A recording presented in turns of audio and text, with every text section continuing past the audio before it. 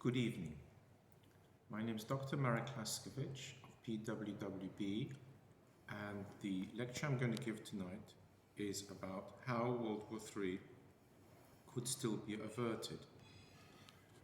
The central problem is that in 1992, published in 1993, I predicted that there would be a dictator eventually in Russia. He emerged as President Putin. I also predicted that he would be a revanchist, and this has happened because he has reclaimed already Crimea, for example.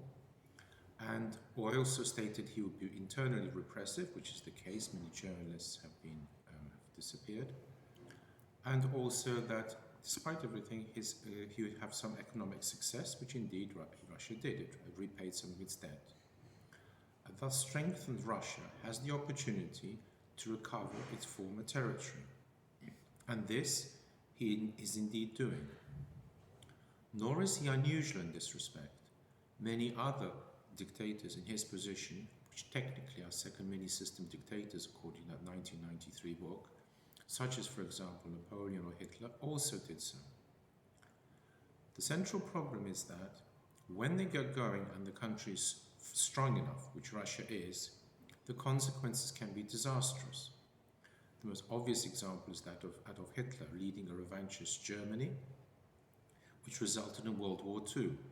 And so I predicted that equally this would be a World War III. That was the first book.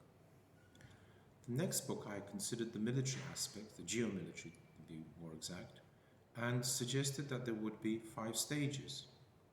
Because as Russia sought to expand, the first stage was done in the 1990s. It consisted of crushing all the in the initial period, all the initial 1990s problems were resolved in the early 2000s. There were no more separatist movements. And also after that, he started going abroad, so reasserting Russia as a power, most notably in Syria, where he was treated more or less as an equal in all the Syrian wars and interventions. Subsequently, he's now trying to recover more USSR territory. This USSR territory is initially Crimea. Crimea was recovered bloodlessly, almost like Anschluss with Austria. There was no real problems, there was no fighting, and as far as can be seen, the Crimean is now a province of the USSR, albeit not fully accepted by the rest of the world. Subsequently, as with Hitler going for the Czechoslovakia, he moved on to Ukraine. And this is where I envisaged the next stage would occur. So the first one was the dispatching of separatist movements, the second was the foreign adventures, and the third stage is that as he recovers USSR, there would be a local war. Such a war is occurring now. The problem with this war is that if he carries on and succeeds in conquering Ukraine, there is no obvious reason why he should stop. And this is in fact the key point. He could then carry on and recover the Balts and Kazakhstan. If it is asked whether he would do this, one has to point out that already he is running a repressive machine, a repressive regime. He is already running a repressive regime, and that on top of that he has these foreign policy successes. There is no obvious reason why he should stop also for another reason. He is now being directly threatened with war crimes trials, and there's a great deal of negative PR against him, and so therefore in this sense he is driven to carry on because there really is no going back. Finally, the stronger he makes Russia, the more he conquers, the stronger he makes Russia. It therefore follows that if he carries on the route of conquests, he can in fact make Russia strong again simply through acquiring more manpower, raw materials. Obvious examples are Kazakhstan, which has got many raw materials. And the key question is, would he stop?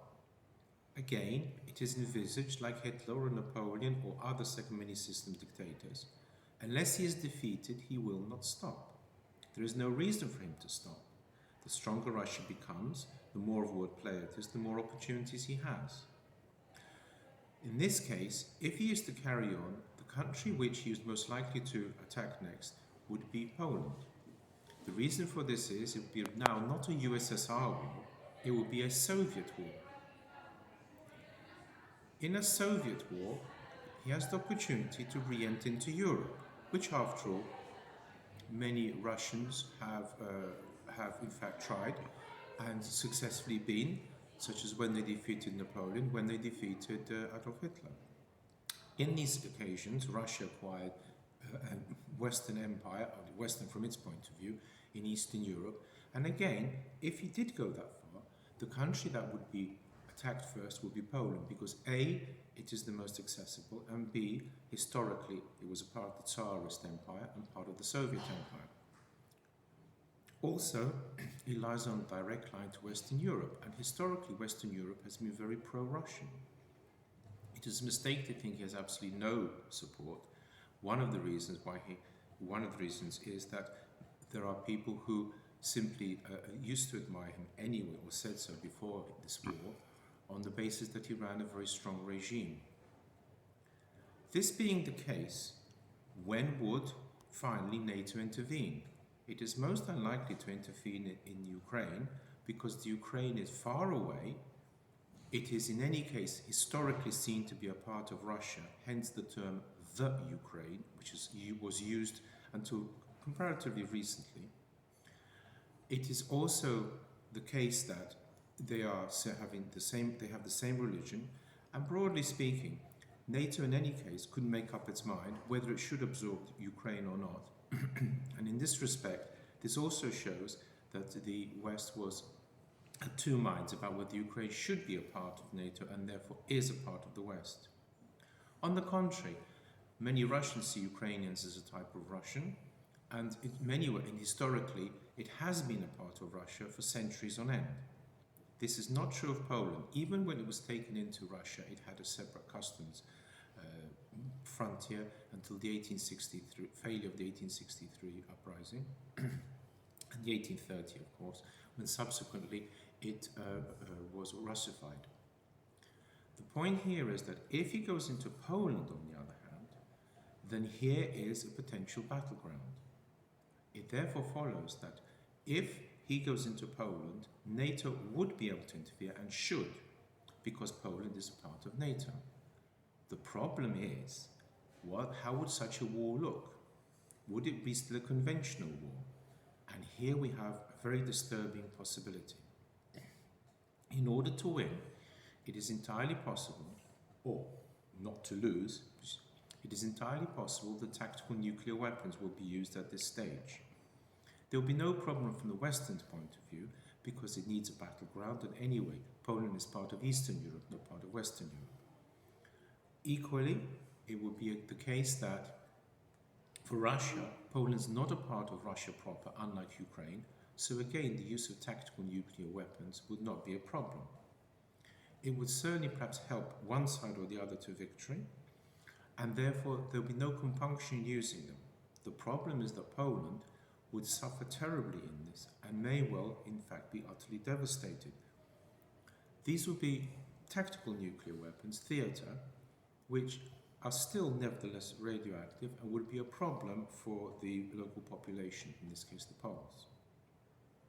Subsequently, it is possible that if one side were losing or saw an advantage, it might be able to exchange nuclear weapons, and this would be the real World War III that was feared during the Cold War and is still possible. In such a nuclear exchange, obviously, the world will be, in some extent, terminated, in the sense it will be very heavily damaged. How much of this is possible? Well, the problem is that already the Russian embassy has hinted before about the use of nuclear weapons, and on top of that, Russia has fired missiles. He is a very determined man, President Putin, and there's no reason to suppose he could not, if he wished to, actually go the whole way. He certainly has strong enough, and for the reasons said, both fear of losing and the possibility of winning would drive him on. Whether he has such a plan is irrelevant. The main point about it is that if he were to do this, there would be an opportunity. And it therefore follows, can this be stopped? And the answer is yes. It has to be stopped now in Ukraine. If Ukraine is lost, there is no possibility of stopping the Russians taking the Balts in Kazakhstan should they wish to. If Ukraine is lost, the next stop on the line is Poland. It therefore follows it would be much better to stop now when the fighting is conventional, when it is unlikely the Russians will use tactical nuclear weapons because they regard Ukraine as a part of Russia, and it could be stopped comparatively at a low cost. But who would do this? Well, the Ukrainians alone are unlikely to stop. It therefore follows that it would have to be from outside. And this would be the West, logically. But the West won't do it for the reasons stated before. No one wants to die for Donetsk. So the net effect of this is that there's only one country which potentially could do this, and that is Poland. If Poland were to intervene militarily, it might suffice simply to halt President Putin's Russia so that there goes